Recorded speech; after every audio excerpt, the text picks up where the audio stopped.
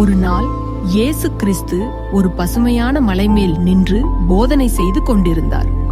அவரது வார்த்தைகளை கேட்க ஆயிரக்கணக்கான மக்கள் தொலைதூர கிராமங்களில் இருந்து வந்தனர்.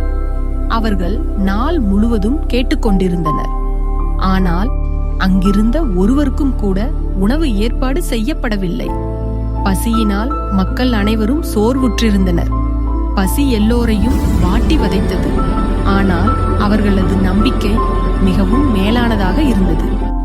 அப்போது ஒரு சிறுவன் இயேசுவினிடத்தில் வந்தான். அவன் தனது சிறிய கூடை ஒன்றில் 5 ரொட்டியும் 2 மீனும் வைத்திருந்தான். அது அவனுக்கு மட்டுமே போதுமானது. ஆனால் அவன் தயங்கவில்லை. அவன் இயேசுவிடம் அதை புன்னகையுடன் கொடுத்தான். இயேசுவும் அந்த சிறிய தியாகத்தை ஏற்றார். இயேசு அந்த ரொட்டி, மீன் உள்ள அந்த சிறிய கூடையை வானத்தை நோக்கி உயர்த்தினார். அவரது கண்கள் பிரகாசித்தது. அவர் நன்றி சொல்லி அதை ஆசீர்வதித்தார். திடீரென வானத்தில் ஒளி ஒளிந்தது போல ஒரு தெய்வீக அமைதி அங்கு நிலவியது.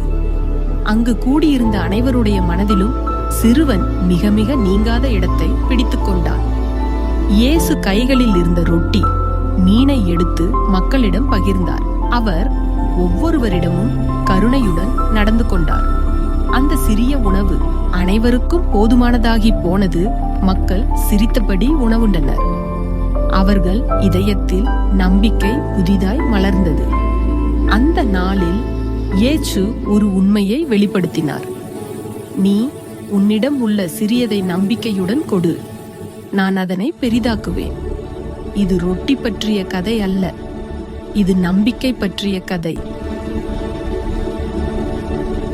Tamil Faith யூடியூப் சேனலை லைக் பண்ணுங்க, சப்ஸ்கிரைப் பண்ணுங்க, சப்போர்ட் பண்ணுங்க.